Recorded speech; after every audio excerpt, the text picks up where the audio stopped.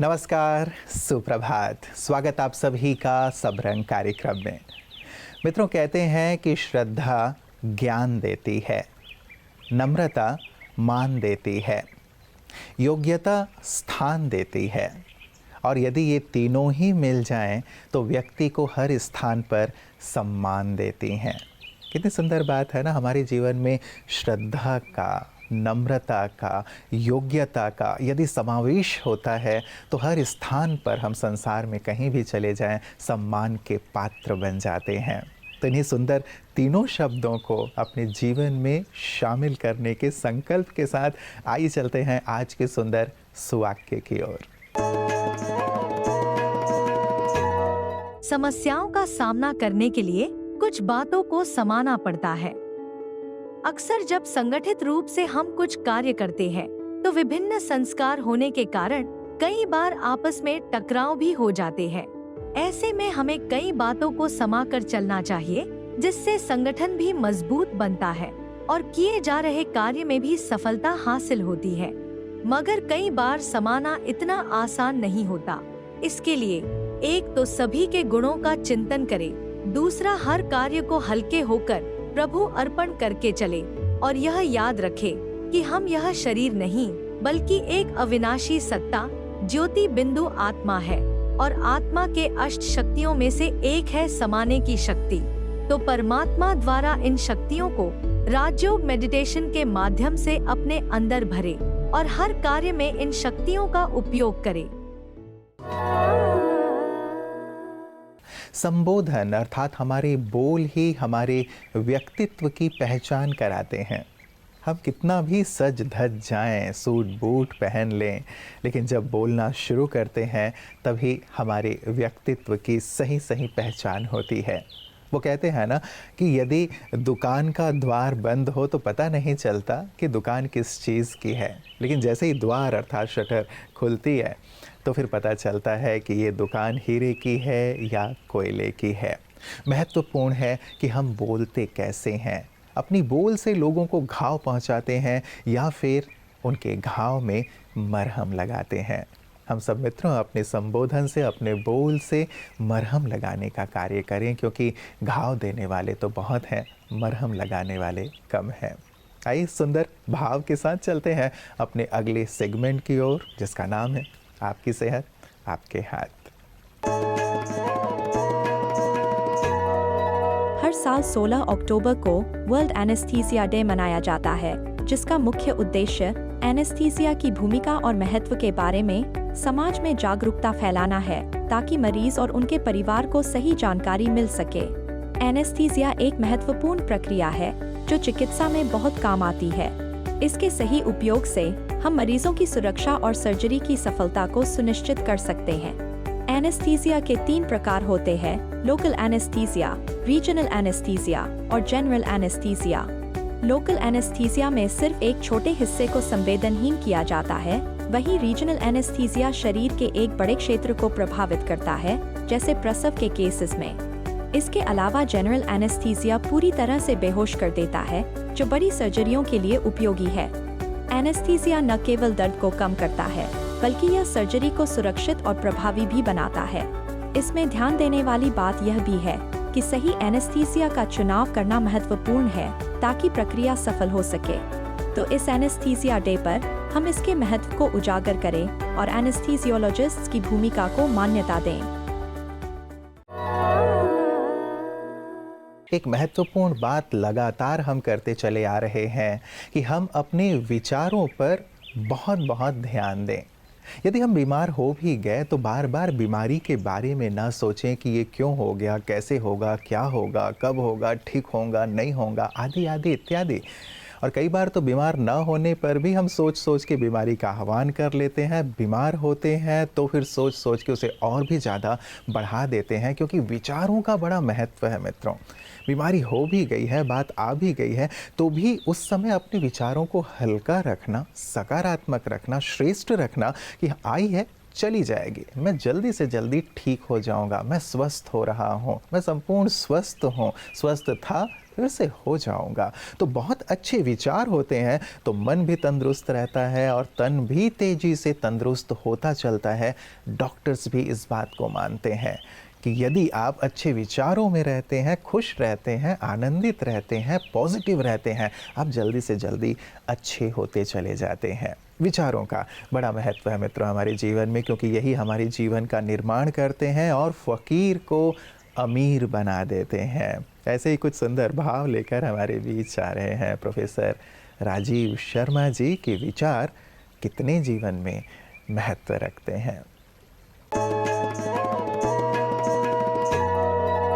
नमस्कार, सादर प्रणाम, सादर नमस्कार। मैं प्रोफेसर राजीव शर्मा इस सेगमेंट में जिसका शीर्षक है ज़रा ये भी सुनो एक बार फिर हाजिर हुआ हूँ एक संस्मरण के साथ। रतन टाटा जी से एक बार पूछा गया कि आपको सबसे ज़्यादा खुशी कब मिली। रतन टाटा जी ने कहा कि मुझे सबसे ज़्यादा खुशी तीसरे चरण को पार करने के बाद चौथे चरण पर खुशी हासिल हुई। तो वो 3 चरण कौन से थे? टाटा जी ने कहा कि पहला चरण मुझे लगा कि शायद बहुत धन एकत्रित करने में खुशी है, तो मैंने बहुत धन एकत्रित कर लिया, मुझे खुशी मिली, मगर जल्दी ही वो खुशी विलुप्त होने लगी। फिर मैंने दूसरे चरण में सोचा कि शायद विश्व का कीमती सामान मैं एकत्रित कर लूं तो उससे मुझे खुशी मिलेगी। मैं दुनिया से बड़ा कीमती सामान ले आया, उससे भी मुझे सामानों की चमक से खुशी मिली, मगर ज़्यादा दिन तक नहीं टिकी। फिर मुझे लगा कि कोई बड़ा व्यापार व्यवसाय होना चाहिए। एशिया का सबसे बड़ा इस्पात कारखाना का मैं मालिक बन गया, मुझे लगा अब मैं खुश होऊंगा, लेकिन ये खुशी भी धीरे धीरे कम होती गई। लेकिन चौथे चरण में मुझे सच्ची खुशी मिल गई। वो कैसे मिली? प्रश्न किया साक्षात्कार लेने वाले ने। रतन टाटा जी ने कहा कि एक बार मेरा एक मित्र मेरे पास आया और उसने कहा कि कुछ विकलांग बच्चे हैं पैरों से, उनके लिए ट्राइसिकल ले दो। 200 ट्राइसिकल की ज़रूरत थी। मैंने 200 ट्राइसिकल दे दी। मेरे मित्र ने कहा नहीं मुझे मत दो, आप चल के उन बच्चों को दो। उन बच्चों के पास में पहुंचा, उन्हें जाकर मैंने जैसे ही ट्राइसिकलें दी तो सब ने समन्वित स्वर में कहा थैंक यू अंकल। मुझे लगा कि यहाँ पर मुझे असली खुशी मिल रही है, मगर उसके बाद जो हुआ उसने तो मुझे शाश्वत खुशी ही दे दी। वो बच्चे ट्राइसिकलों पर इधर उधर चलने लगे, खेलने लगे, मुस्कुराने लगे, किलकारियाँ लगाने लगे। एक पिकनिक स्पॉट जैसा माहौल हो गया। मैं देखकर खुशी महसूस करते हुए घर जाने के लिए वापस मुड़ा ही था कि एक बच्चे ने आकर मेरे एक पाँव को पकड़ लिया।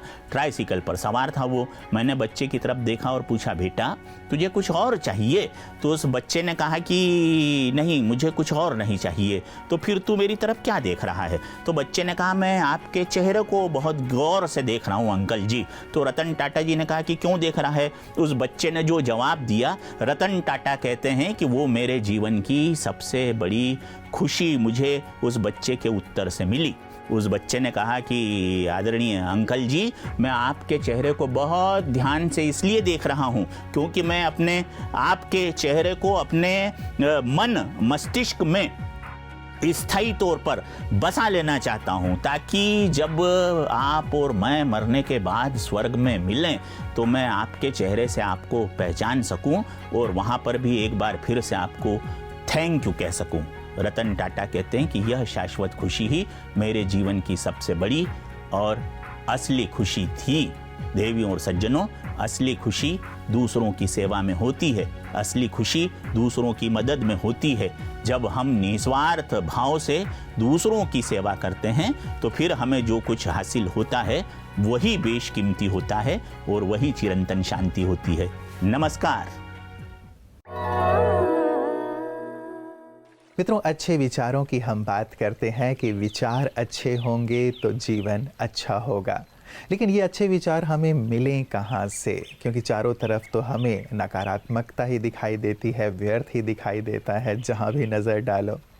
आध्यात्म ही वो ज़रिया है जो हमें अंदर की ओर ले जाता है, अच्छाई की ओर चलने के लिए प्रेरित करता है, प्रकाश की ओर चलने के लिए प्रेरित करता है। और कैसे भी विकट परिस्थितियाँ हों उसमें कैसे आप अचल अडोल रहें ये सिखाता है। क्योंकि सारे एक ही ड्रेस में हैं, वाइट में, ओके। और सब भाई और सब दीदी को आप मैं देख रही हूँ वाइट यूनिफॉर्म में, वाइट वो जो कपड़ा है उसमें है, और सबके फेस पे वो स्माइल है और सबकी आवाज़ एकदम काम है। सो इससे मुझे ऐसा पता चलता है कि यहाँ के लोग इमोशनली डिस्टर्ब नहीं हैं, और होते भी होंगे तो उनमें इतनी ज्ञान या कुछ तो है कि वो अपने लाइफ को हैप्पी कर पा रहे हैं। यहाँ पे इतने सारे लोग मेडिटेट करके इतना हैप्पीनेस फील कर रहे हैं ऑटोमेटिकली उनके प्रेजेंस में।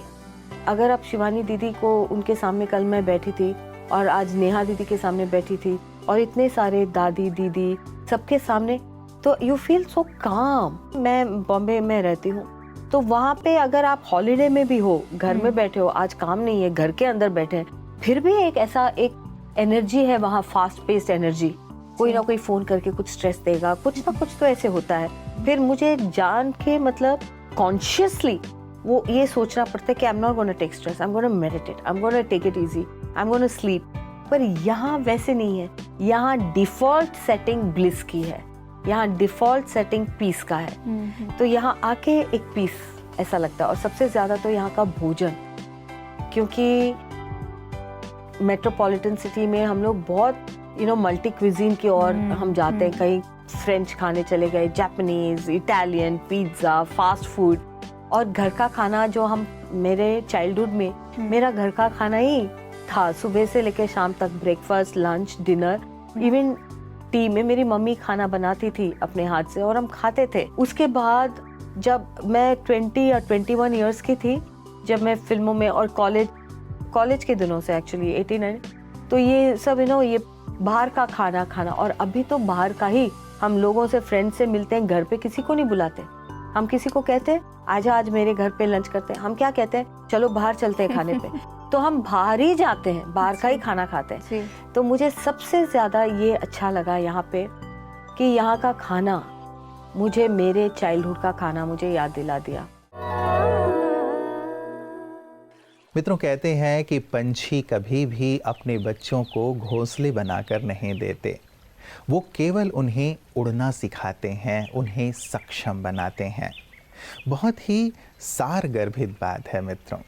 हम भी अपने आसपास के लोगों को, अपने प्रियजनों को, अपने बच्चों को, अपने साथियों को यदि सक्षम बना दें, यदि योग्य बना दें, तो निश्चित रूप से वो भी अपने जीवन में आगे से आगे बढ़ेंगे, कभी भी गिरेंगे नहीं, कभी भी निराश नहीं होंगे, कभी भी हताश नहीं होंगे। कई बार हम ये सोचते हैं कि हम सब कुछ सहज सरल करके अपने बच्चों को या अपने प्रियजनों को दे दें, लेकिन वो उन्हें सक्षम नहीं बनाता। निश्चित रूप से यदि सक्षमता की ओर, योग्यता की ओर या फिर कलाओं को विकसित करने की ओर हमारा ध्यान रहेगा, तो सही अर्थों में हम उन्हें ऐसी काबिलियत दे पाएंगे जो अपने पैरों पर वो हमेशा हमेशा के लिए खड़े रहेंगे। तो अपने प्रियजनों के लिए, अपने बच्चों के लिए हम इस बात का विशेष ध्यान दें कि उनकी योग्यताओं का विकास हो, उनकी क्षमताओं का विकास हो, उनके अंदर की कलाओं और गुणों का विकास हो। हम कुछ ऐसा करें, इस पर ज़रूर चिंतन कीजिएगा। कल इसी वक्त आप सबसे पुनः मुलाकात होगी। नमस्कार, ओम शांति।